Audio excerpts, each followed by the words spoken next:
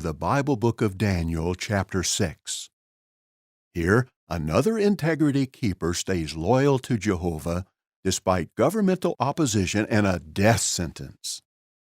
Listen to the gripping account at Daniel chapter 6, verses 1 to 28. It seemed good to Darius, and he set up over the kingdom 120 satraps who were to be over the whole kingdom, and over them 3 high officials, of whom Daniel was one, in order that these satraps might continually be giving to them the report, and the king himself might not become the loser.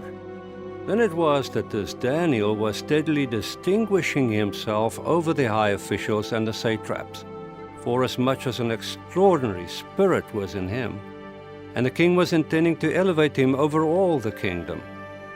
At that time the high officials and the satraps themselves were constantly seeking to find some pretext against Daniel respecting the kingdom. But there was no pretext or corrupt thing at all that they were able to find, forasmuch as he was trustworthy, and no negligence or corrupt thing at all was found in him. Consequently, these able-bodied men were saying, "We shall find in this Daniel no pretext at all. Except we have to find it against him in the law of his God." Accordingly, these high officials and satraps themselves entered as a throng to the king, and this is what they were saying to him. O Darius the king, live on even for times indefinite. All the high officials of the kingdom, the prefects and the satraps, the high royal officers and the governors, have taken counsel together to establish a royal statute and to enforce an interdict, that whoever makes a petition to any god or man for 30 days except to you, O king, should be thrown to the lion's pit. Now, O king, may you establish the statute and sign the writing, in order for it not to be changed, according to the law of the Medes and the Persians, which is not annulled. In accord with this, King Darius himself signed the writing and the interdict.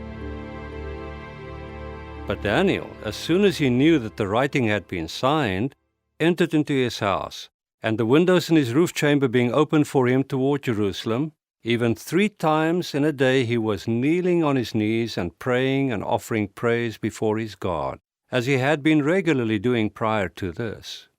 At that time, these able-bodied men themselves crowded in and found Daniel petitioning and imploring favor before his God.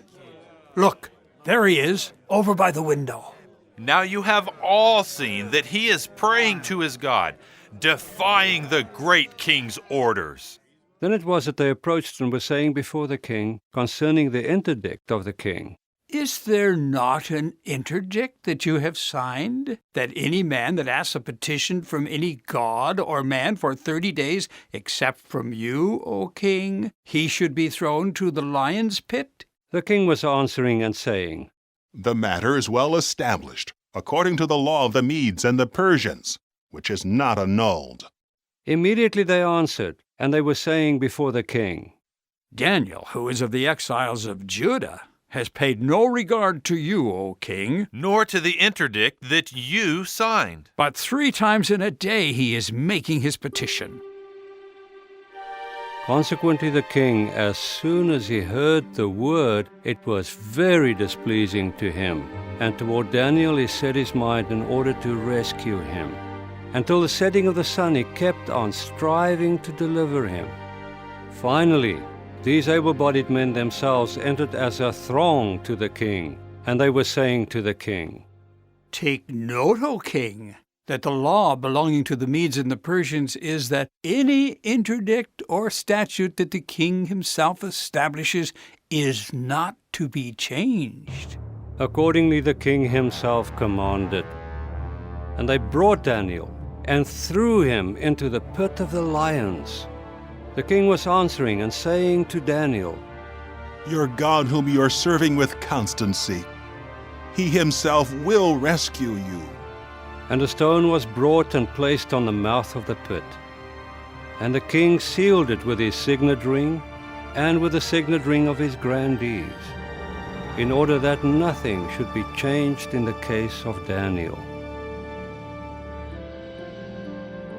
At that time the king went to his palace and spent the night fasting. And no musical instruments were brought in before him, and his very sleep fled from him.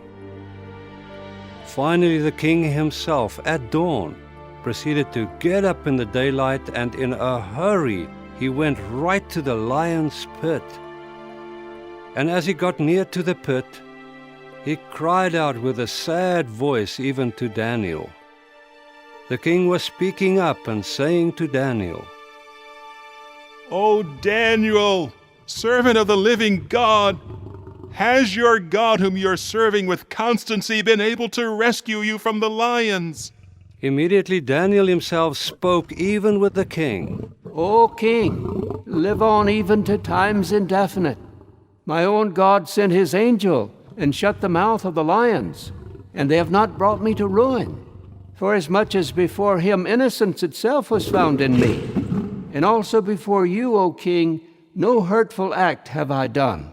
Then it was that the king himself became very glad, and Daniel himself he commanded to be lifted up out of the pit. And Daniel was lifted up out of the pit, and there was no hurt at all found on him, because he had trusted in his God. And the king commanded, and they brought these able-bodied men who had accused Daniel, and into the lion's pit they threw them, their sons and their wives. And they had not reached the bottom of the pit before the lions had got the mastery over them, and all their bones they crushed.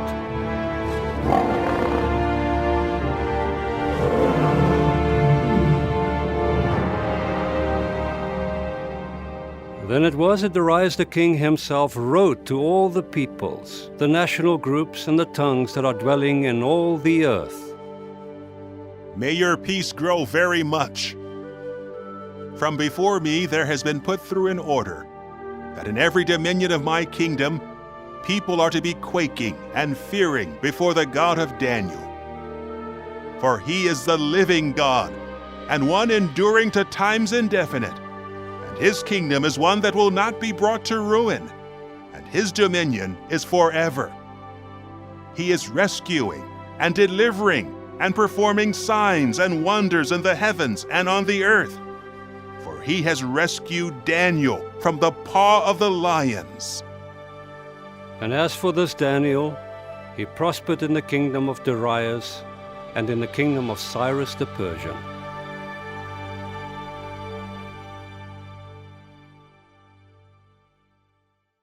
Daniel obeyed God even when it put him at odds with those who were opposed to him. Do you have the courage and devotion needed to carry out your service to God, even if it may mean suffering for a time? Like Daniel, we too can pray to Jehovah for strength. Jehovah had affection for faithful Daniel. In fact, God's angel described Daniel as a very desirable man. Do your daily acts of integrity elicit a similar response from Jehovah? Both of the integrity keepers we just considered had an unwavering hope in the resurrection. That hope enables us to face any test of integrity knowing that nothing Satan does can cause us permanent harm. If you remain loyal to God, you can be confident that Jehovah will reward you for your integrity along with Job and Daniel in his promised new world.